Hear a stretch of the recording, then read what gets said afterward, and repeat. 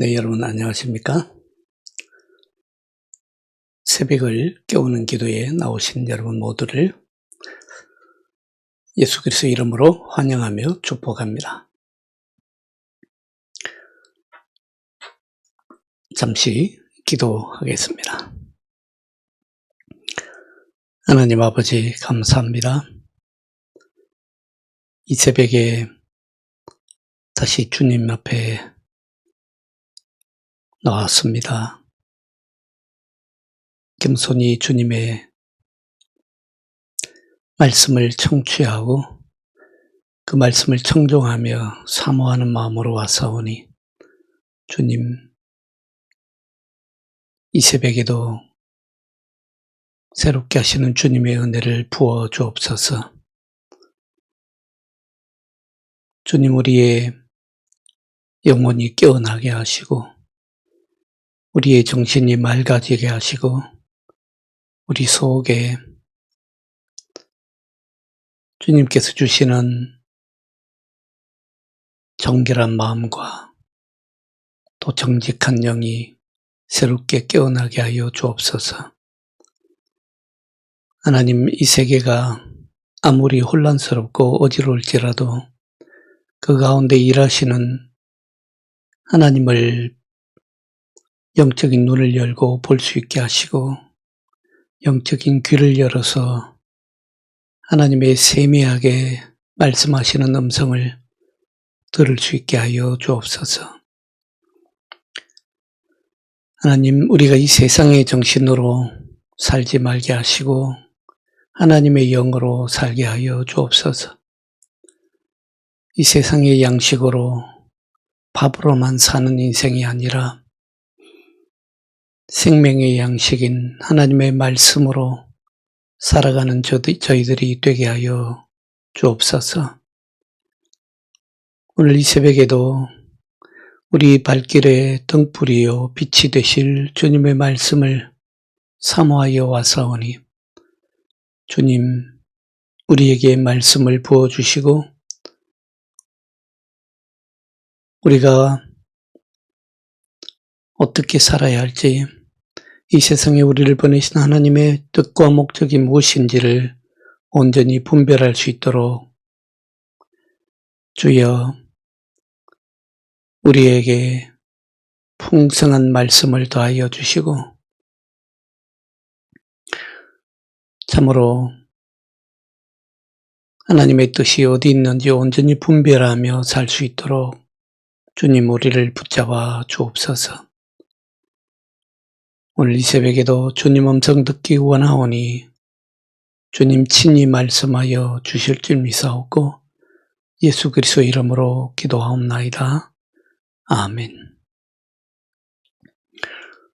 찬송가 312장 통일 찬송가 가지신 분들은 341장 함께 찬송합니다. 341장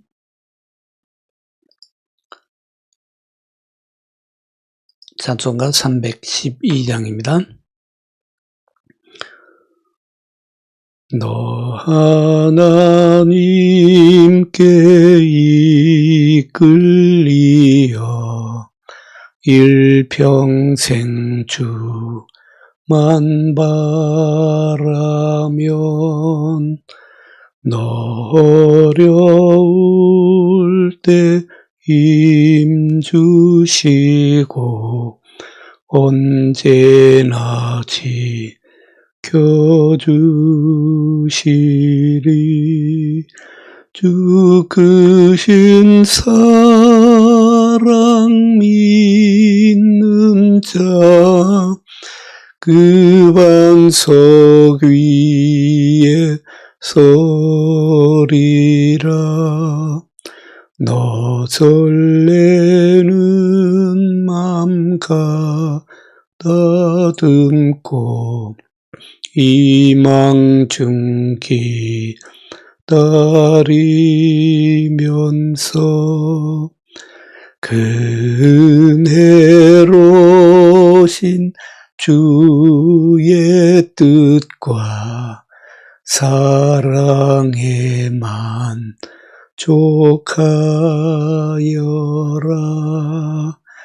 우리를 불러주신 주 마음의 소원 아신다. 주 찬양하고 기도하며 내 본분 힘써 다하라. 주 약속하신 모든 은혜 내게서 이루어지리라. 참되고 의지하는 자 주께서 기억하시리.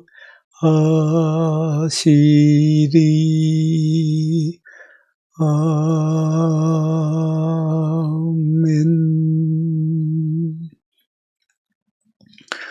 네, 오늘 우리가 함께 나눌 말씀은 시편 17편 말씀입니다. 시편 17편 말씀입니다.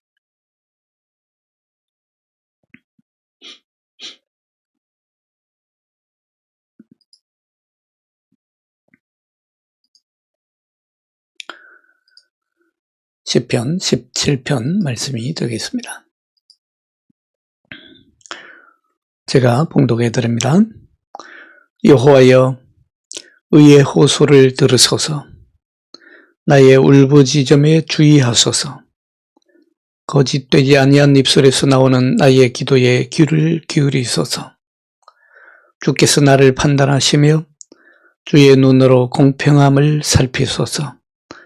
주께서 내 마음을 시험하시고 밤에 내게 오시어서 나를 감찰하셨으나 흠을 찾지 못하셨사오니 내가 결심하고 입으로 범죄하지 아니하리이다. 사람의 행사로 논하면 나는 주의 입술의 말씀을 따라 스스로 삼가서 포악한 자의 길을 가지 아니하셨사오니 나의 걸음이 주의 길을 굳게 하시고 굳게 지키고 실족하지 아니하였나이다. 하나님이여, 내게 응답하시겠으므로 내가 불렀사오니 내게 귀를 기울여 내 말을 들으소서. 주께 피하는 자들을 그 일어나 치는 자들에게서 오른손으로 구원하시는 주여, 주의 기이한 사랑을 나타내소서. 나를 눈동자같이 지키시고 주의 날개 그늘 아래에 감추사 내 앞에서 나를 압제하는 악인들과 나의 목숨을 노리는 원수들에게서 벗어나게 하소서. 그들의 마음은 기름에 잠겼으며 그들의 입은 교만하게 말하나이다. 이제 우리가 걸어가는 것을 그들이 애워싸서 노려보고 땅에 넘어뜨리려 하나이다. 그는 그 움킨 것을 찢으려 하는 사자 같으며 은밀한 곳에 엎드린 젊은 사자 같으니이다. 여호와여, 일어나 그를 대항하여 넘어뜨리고 주의 칼로 악인에게서 나의 영혼을 구원하소서. 여호와여, 이 세상에 살아있는 동안 그들의 분깃을 받은 사람들에게서 주의 손으로 나를 구하소서. 그들은 주의 제물로 배를 채우고 자녀로 만족하고 그들의 남은 산업을 그들의 어린 아이들에게 물려주는 자니이다. 나는 의로운 중에 주의 얼굴을 배우리니 깰 때에 주의 형상으로 만족하리이다. 아멘.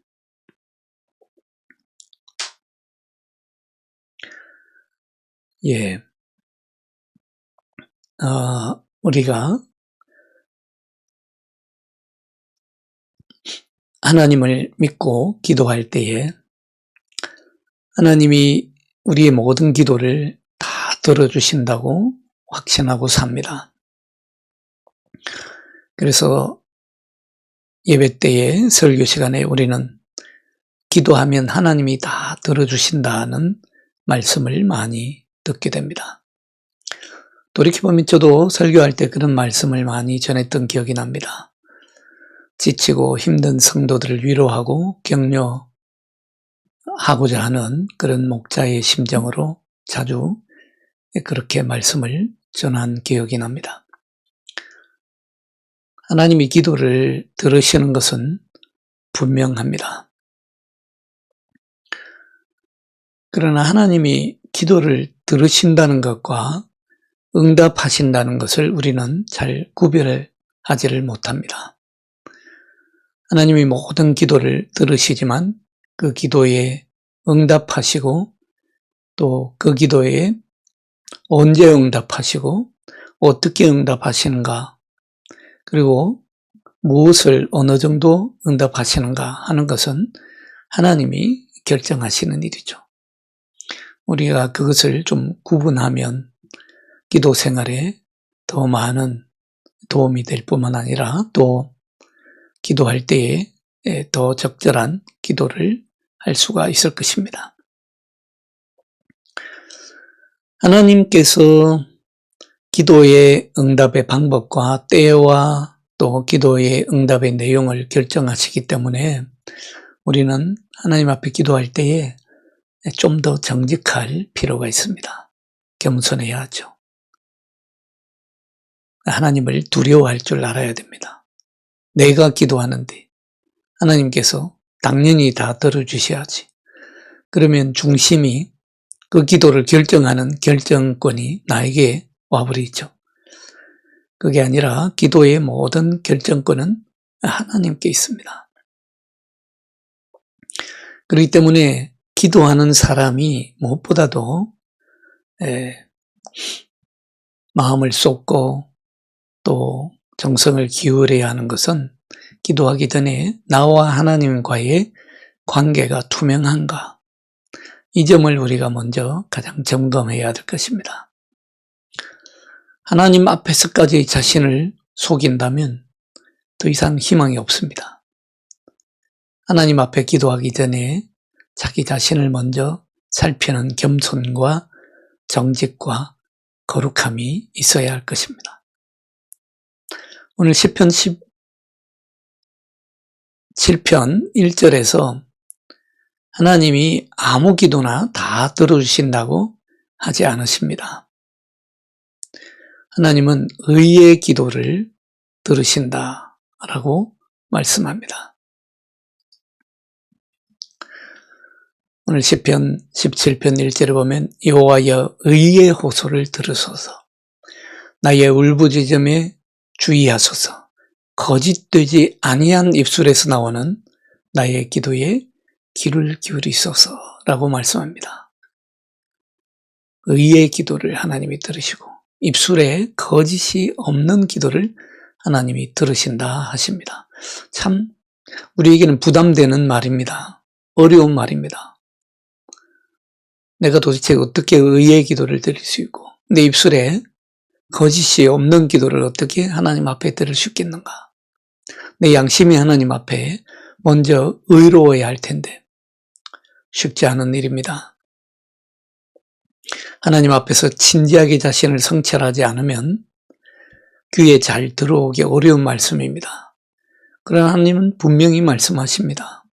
하나님은 의인의 기도를 들으십니다. 의인의 기도. 요한복음 9장 31절에 보면요, 똑같은 하나님의 말씀이 있습니다.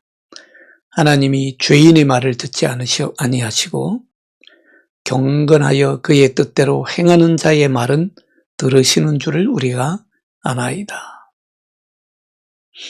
불의한 자, 악을 행하는 자, 그 입술에 거짓이 있는 자의 기도를 하나님은 들으시지 않으십니다. 우리는 완벽한 사람들이 아니죠. 저마다 결점이 있고 누구나 자기만의 결함을 가지고 삽니다. 완벽할 수가 없습니다. 우리 안에 의의가 없습니다. 그러나 그것을 우리가 자기 합리화의 수단으로 삼아서도 안 됩니다. 어차피 사람은 완벽하지 않아 라고 자기를 합리화하거나 사람이 뭐 완벽할 수가 있나 하면서 그것을 자기 위안의 수단으로 삼으면 우리는 의의 기도를 드릴 수가 없습니다. 시편 66편 18절에 보면 내가 나의 마음에 죄악을 품었더라면 주께서 듣지 아니하시리라 라고 고백하고 있습니다. 그런가 하면 잠언서 28장 9절에 보면 사람이 귀를 돌려 율법을 듣지 아니하면 그의 기도도 가정하니라. 하나님의 말씀을 제대로 듣지도 않으면서 기도하면서 제사 드리면서 하나님 앞에 기도를 한다는 것은 잠언서에서는 가정한 일이라고 말씀하고 있습니다. 기도가 의의 기도여야 함을 강조해서 말씀하고 있는 것입니다. 의의 기도를 드리라. 도대체 그런데 의의 기도란 무엇입니까? 의의 기도라는 것이 바른말 하는 기도입니까? 아닙니다. 아니면 내 의를 주장하는 기도입니까? 그것도 아닙니다. 그렇다면 내가 완벽한 기도를 완벽해야 드릴 수 있는 기도입니까? 네, 그것도 사실 아닙니다.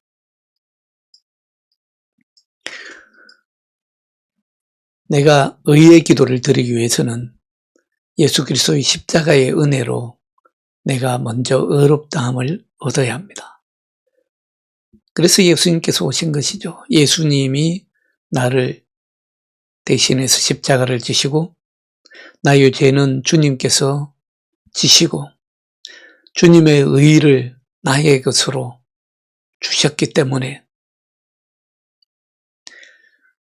마틴 루터의 말로 표현하자면 예수님께서 십자가에서 이 즐거운 교환을 해주셨기 때문에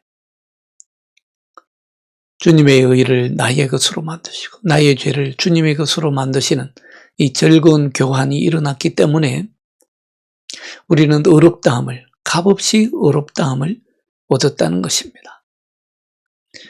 그래서 주님이 아니고서는 우리가 의의 기도를 드릴 수가 없습니다. 그리고 성령으로 거룩하여져야 합니다. 성령께서 날마다 우리를 거룩하게 하시기 때문에 우리가 주님 앞에 거룩함을 얻었고 거룩하다 인정함을 받았고 그렇기 때문에 우리는 의의 기도를 드릴 수가 있는 것입니다. 우리가 의의 기도를 드릴 수 있는 것이 그래서 다 은혜입니다. 은혜 아니고는 우리는 의의 기도를 드릴 수가 없습니다. 그러나 분명히 알아야 됩니다. 은혜가 공짜는 아닙니다. 예수님이 값없이 정말 그 값진 보혈을 십자가에서 흘려주심으로 우리가 의롭다함을 얻은 것이지 공짜로 여러분들 값싸게 우리가 의롭다함을 얻은 것이 아닙니다. 정말 값비싼 의로움을 우리는 은혜로 얻은 것이죠.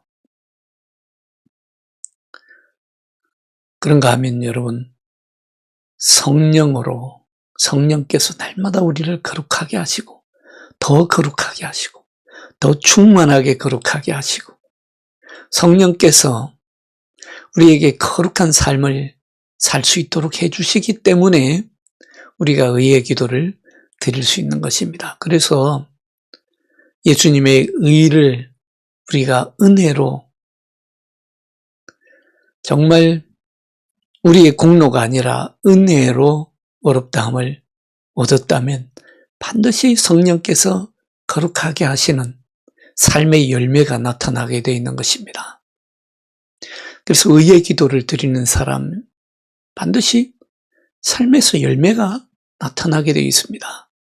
그 말과 행실에 있어서 열매가 나타나고 생각이 바뀜으로 세계관이 바뀌고 가치관이 바뀜으로써 의의 열매가 나타나게 되어 있습니다. 제가 베드로전서 3장 7절에서 그런 의의 기도의 단적인 예를 찾을 수 있었습니다. 베드로전서 3장 7절에 보면요, 이렇게 말씀합니다. 남편들아, 이와 같이 지식을 따라 너희 아내와 동거하고 그를 더 연약한 그릇이요 또 생명의 은혜를 함께 이어받을 자로 알아 귀히 여기라. 이는 너희의 기도가 막히지 아니하게 하려 함이라. 한마디로 말씀드리면 아내를 귀히 여기는 것도 기도 응답을 받는 길이라고 합니다. 아내를 귀히 여기는 것도 기도가 막히지 않는 비결이라고 말씀합니다. 우리가 흘려듣기 쉬운 말씀입니다. 우리 하나님 앞에서 솔직하게 한번 자신을 돌아봅니다. 우리는 성경을 읽어도 꼭 자기가 듣고 싶은 소리만 듣는 경향이 있잖아요. 이런 말씀보다는 베드로전서 3장 7절 말씀보다는 무엇이든지 구하면 하나님께서 다 들어주신다는 그런 말씀을 더 좋아하잖아요. 그렇게 신앙생활을 하다 보면 결정적인 문제가 생깁니다. 우리 안에 예수 그리스도의 의가 자라나지 못합니다. 여러분들, 은혜는 의를 목표로 하고 있습니다. 그런가 하면 의는 은혜를 전제로 하고 있습니다. 언제나 이 두 가지는 함께 갑니다. 은혜가 그저 공짜가 아닌 이유는요, 의를 목표로 하고 있기 때문입니다. 그런가 하면 의가 무시무시한 의가 아닌 이유는 은혜를 전제로 하고 있기 때문입니다. 그래서 우리에게 거룩과 은혜는 언제나 항상 함께 가야 합니다. 기도와 삶이 항상 함께 가게 되어 있고요. 그렇기 때문에 찬송과 우리 생활의 언어가 항상 함께 가게 되어 있습니다. 그것이 의의 기도입니다. 여러분, 아내를 귀히 여기는 것, 기도가 막히지 않는 길이다. 기가 막힌 말씀 아닙니까? 아내를 학대하면서 아내에게 저주를 퍼부으면서 기도가 제대로 나올 리가 있습니까?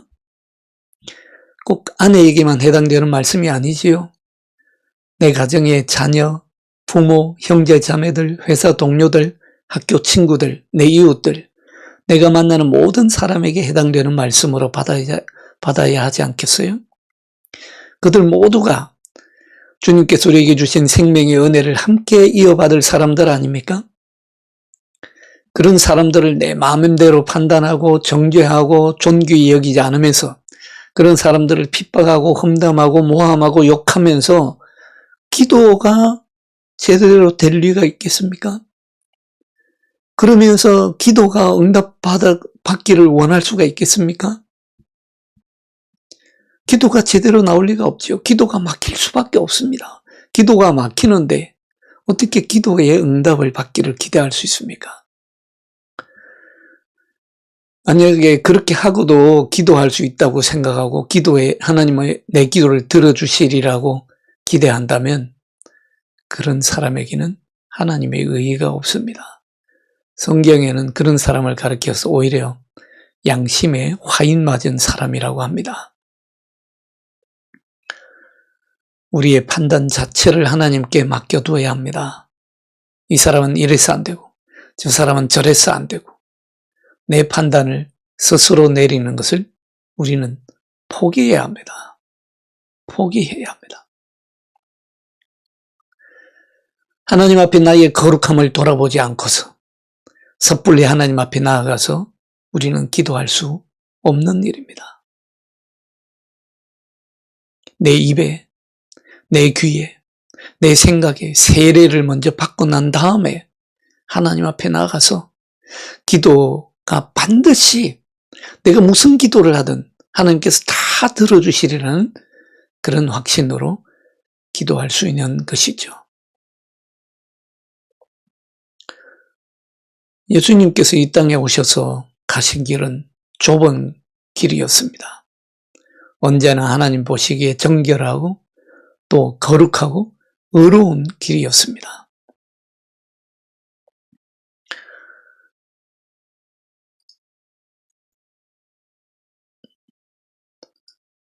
오늘 본문 말씀의 3절에 보시면 주께서 내 마음을 시험하시고 밤에 내게 오시어서 나를 감찰하셨으나 흠을 찾지 못하셨사오니 내가 결심하고 입으로 범죄하지 아니하리이다. 어제도 말씀드렸죠. 시편 16편부터 24편까지는 다윗의 시편이지만 그 내용은 예수님을 예언적으로 알려주시는 그런 시편입니다. 인자이신 예수님, 사람의 몸을 입고 오신 예수님께서는 하나님의 말씀을 완전하게 지키십니다. 그래서 하나님의 하늘의 아버지와 완벽하게 하나가 되셨습니다. 그렇잖아요? 완벽하게 하나가 되셨습니다. 하나님과 혼연의 일치를 보여주십니다. 하나님 안에 예수님이 있고 예수님 안에 하나님이 계셨습니다. 그렇기 때문에 요한복음 8장 55절에 보면 예수님께서는 나는 그를 알고 또 그의 말씀을 지키노라 말씀하셨습니다.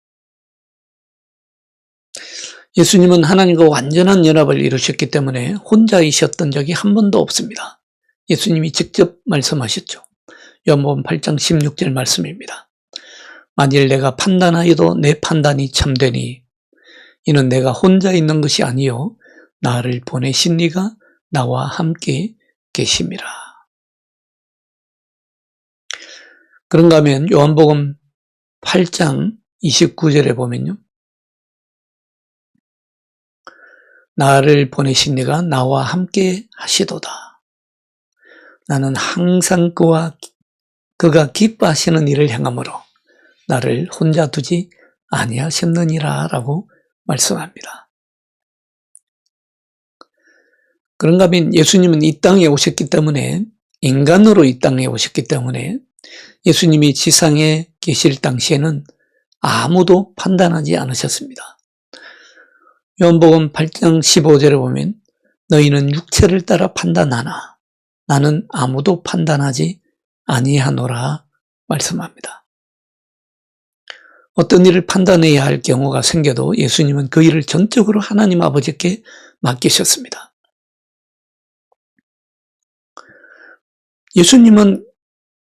물론 예수님은 완전한 심판자이시기 때문에 그 누구도 심판하실 수 있는 그런 권리와 자격이 있었죠. 그 누구보다도 심판하시는 일에 예수님은 적합하셨습니다. 그럼에도 불구하고 예수님은 모든 판단을 하나님께 맡기셨습니다. 예수님께서 이 세상에 오셔서 지상에서 인간의 몸을 입고 오셔서 인간으로 살아가실 동안에는 아무도 판단하지 아니하노라 말씀하십니다. 예수님은 심판자로 이 세상에 오셨지만 오히려 심판하지 않으시고 심판받을 사람을 대신해서 자신이 심판받으셨습니다. 이 세상에서 가장 억울한 재판이요. 이 세상에서 가장 불리한 재판이고 인류 역사에서 가장 어처구니 없는 재판이었습니다. 심판주가 죄인을 대신해서 심판받으셨습니다. 그만큼 예수님은 아무도 심판하지 않으셨다는 말씀입니다. 물론 예수님은 하나님의 판단을 잘 알고 있었습니다. 그리고 하나님이 심판에 완전히 동의하셨습니다. 그러나 인간으로서 예수님은 자신의 의가 하나님으로부터 먼저 인정받기를 소원하며 기도합니다. 예수님도 똑같이 다윗도 예수님처럼 자신의 의가 하나님 앞에 먼저 인정받기를 기도합니다. 오늘 본문 2절에 보시면 주께서 나를 판단하시며 주의 눈으로 공평함을 살피소서. 자신의 양심을 먼저 하나님의 저울대에 올려놓는 것을 볼 수 있습니다.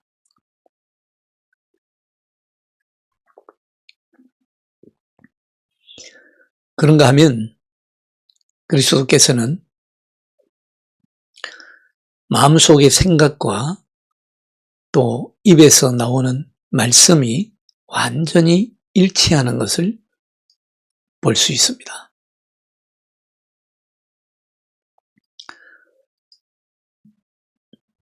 그래서 예수님은 내가 곧 진리다 라고 말씀할 수 있었던 것입니다. 진리라는 것이 무엇입니까? 안과 겉이 완전히 일치해야 되는 것 아닙니까? 속으로 품은 생각하고 겉으로 나오는 말이 완전히 일치해야 진리라고 할 수 있지 않습니까? 예수님께서는 그래서 내가 곧 길이요 진리라고 말씀하실 수 있었던 것입니다. 예수님은 속에 품은 생각과 밖으로 나오는 말씀이 완전히 일치했습니다.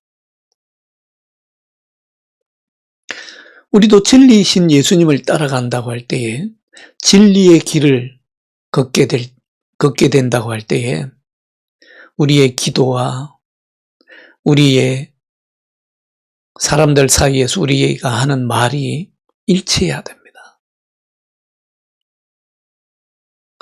교회에 와서 하는 말하고 집에 가서 하는 말이 일치해야 됩니다. 내가 품은 생각하고 내가 하는 말이 일치해야 됩니다. 내 입에서 나오는 찬송과 내가 이웃들을 만나거나 동료들 가운데서 친구들을 만나서 하는 말이 일치해야 됩니다. 그래야 예수님의 길을 따라가는 것이죠. 예수님은 이 땅에 오실 때 인간의 몸을 입고 오셨습니다. 인간으로서 예수님은 하나님 아버지께 기도하지 않을 수 없었습니다. 어떻게 보면 그렇게 생각할 수도 있습니다. 예수님은 굳이 기도하실 필요가 있었을까? 예수님이 하나님이신데 예수님이 굳이 기도할 필요가 있으셨을까?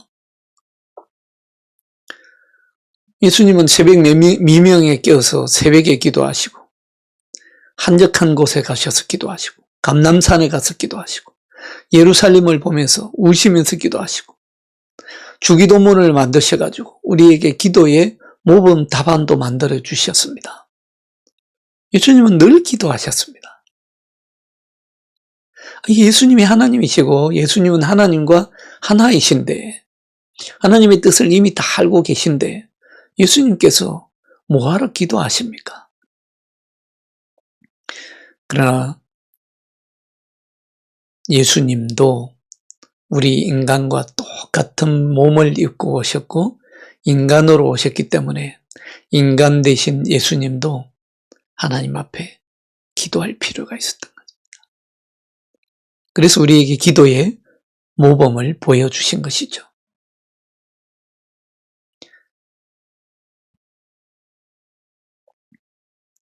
오늘 본문 8절에 보면 눈동자같이 지켜주시고 주의 날개 그늘 아래 감추어 주십사라고 기도하고 있습니다. 예수님도 우리 인간의 몸을 입고 오셨기 때문에 인간처럼 하나님의 보호의 날개가 필요했고 하나님의 그늘이 필요했던 것이죠. 다윗처럼 예수님도 하나님의 강력한 그늘이 필요했습니다. 시편 91편 1절로 2절에 보면 이렇게 노래합니다. 지존자의 은밀한 곳에 거주하며 전능자의 그늘 아래 사는 자여 나는 여호와를 향하여 말하기를 그는 나의 피난처요 나의 요새요 내가 의뢰하는 하나님이라 하리니 예수님도 이런 하나님의 피난처, 요새, 전능자의 그늘이 필요했던 것입니다. 우리 인간이 이런 하나님의 요새, 하나님의 피난처, 하나님의 보호가 없이는 살 수 없는 것을 너무도 잘 아셨기 때문에 예수님도 인간의 몸을 입고 이런 기도를 드릴 수밖에 없었던 것이죠. 심지어는 사탄도 이것을 잘 알고 있습니다. 그래서 오늘 본문 9절에서 기도합니다. 내 앞에서 나를 압제하는 악인들과 나의 목숨을 노리는 원수들에게서 벗어나게 하소서.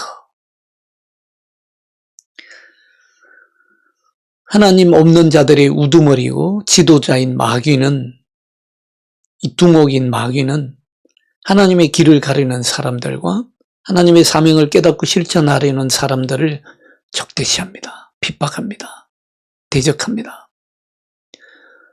전능하신 하나님을 나의 하나님으로 삼지 않는 사람들은요, 모두가 원수, 사탄 마귀의 손에 휘둘리게 됩니다.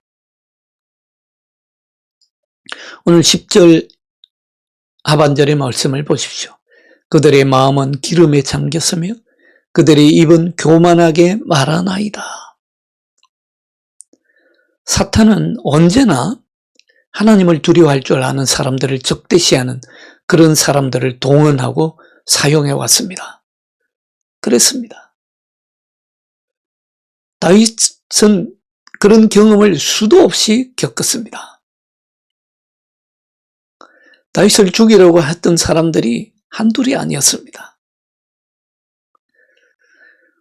사탄이 동원하는 사람들은 매복해서 숨어 기다리다가 다윗과 같이 하나님의 편에 선 사람들을 공격했습니다. 시편 10편 9절에서 이미 우리 듣지 않았습니까? 마치 들짐승처럼, 사자처럼 은밀한 곳에 엎드려 가련한 자를 잡으려고 한다고 했습니다. 오늘 보면 11절에도 말씀하지 않습니까? 이제 우리가 걸어가는 것을 그들이 에워싸서 노려보고 땅에 넘어뜨리려 하나이다.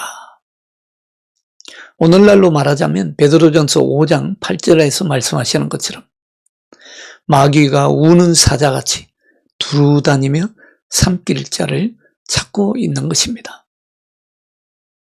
그렇게 마귀의 도구로 쓰임받는 사람들은요,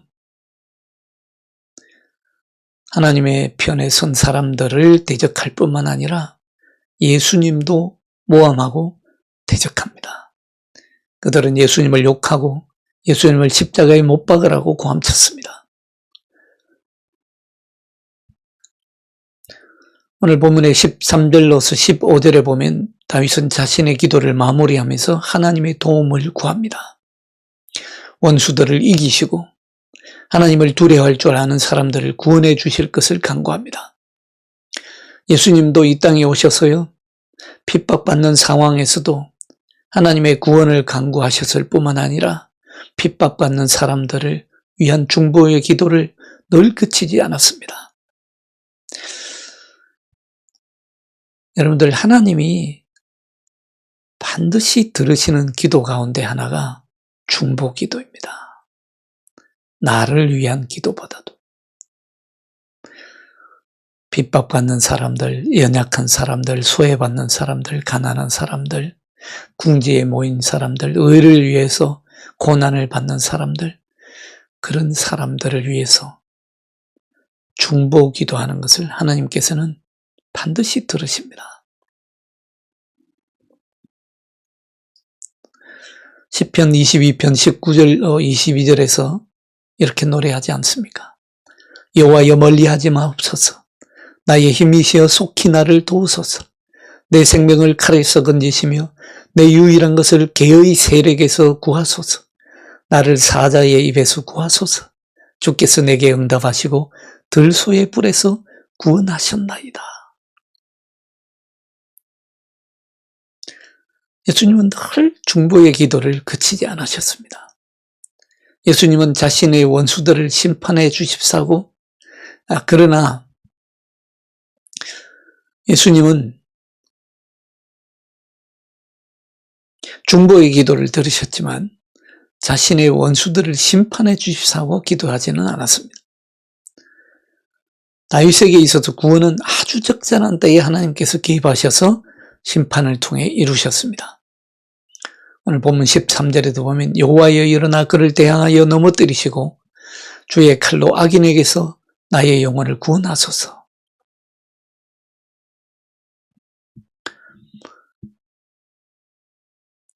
예수님은 지상 생애를 사시는 동안에 악한 자들의 손에 잡혀셨다는 인상을 여러 번 남깁니다.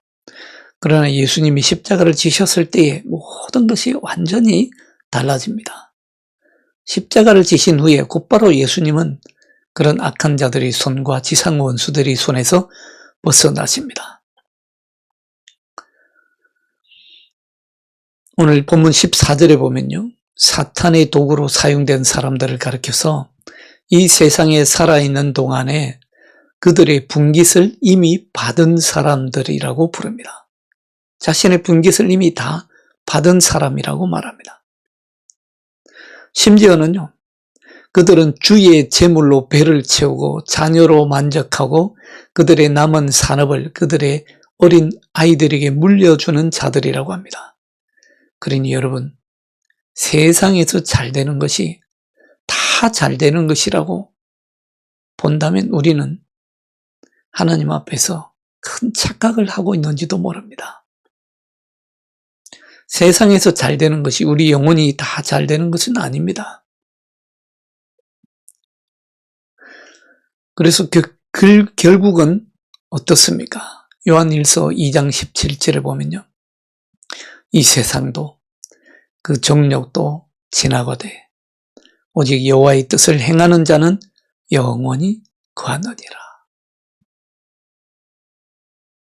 주의 뜻을 행하는 것, 주의 의를 행하는 것, 거기에 진정한 축복이 있다는 말씀입니다.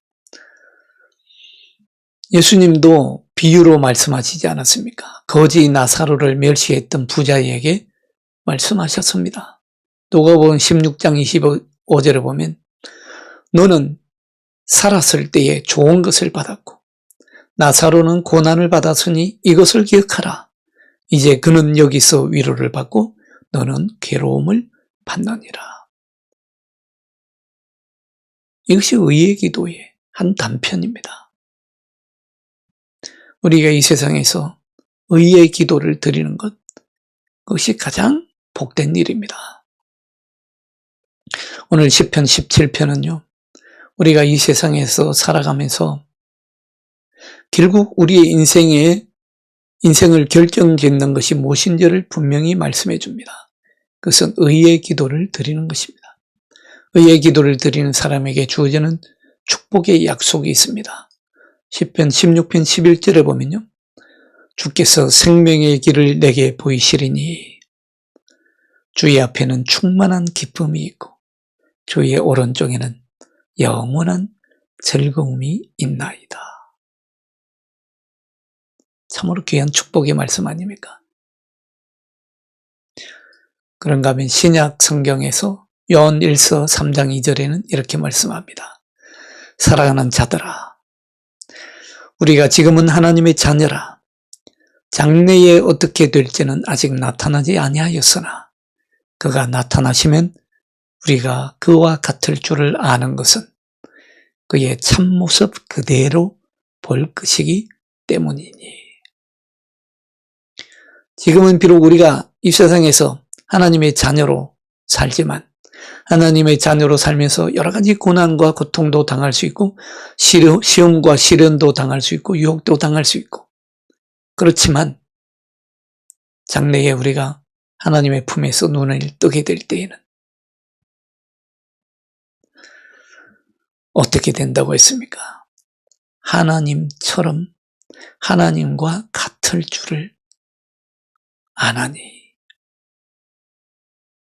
하나님의 참모습을 그대로 볼 것일 뿐만 아니라 하나님처럼 될 것이라고 약속하고 있습니다. 장래에 하나님처럼 되는 것, 이것이 주 예수 그리스도를 믿는 모든 사람들의 복된 희망이며 영원한 분깃이 될 줄로 믿습니다. 기도하겠습니다. 하나님 아버지 감사합니다. 우리가 이 세상을 사는 궁극적인 목적이 어디에 있는지 다시 한번 깨닫게 하시니 감사합니다. 참으로 우리 인생을 결정짓는 것이 어디에 있는지 깨닫게 하시니 또한 감사합니다. 정말 우리가 이 세상을 살 동안에 우리 인생을 결정짓는 것은 하나님 앞에 의의 기도를 드릴 수 있는 것임을 깨닫게 하셨사오니 주여 우리가 예수 그리스도의 피로 오직 은혜로 의롭다함을 얻었사오니 이제 성령이 충만하여서 성령의 역사와 감동으로 의의 기도를 드릴 수 있는 거룩한 삶을 살게 하여 주옵소서. 예수 그리스도의 이름으로 기도하옵나이다. 아멘. 네, 주님 가르친 기도로 마치겠습니다.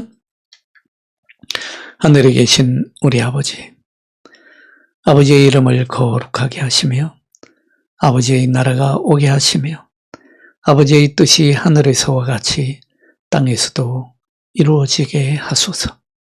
오늘 우리에게 일용할 양식을 주시고 우리가 우리에게 잘못한 사람을 용서하여 준 것 같이 우리 죄를 용서하여 주시고 우리를 시험에 빠지지 않게 하시고 악에서 구하소서. 나라와 권능과 영광이 영원히 아버지의 것입니다. 아멘. 네, 오늘 하루도 주 안에서 복된 하루 되시고 주님의 은총과 축복이 가득한 하루를 보내시기를 축복합니다. 내일 또 뵙겠습니다.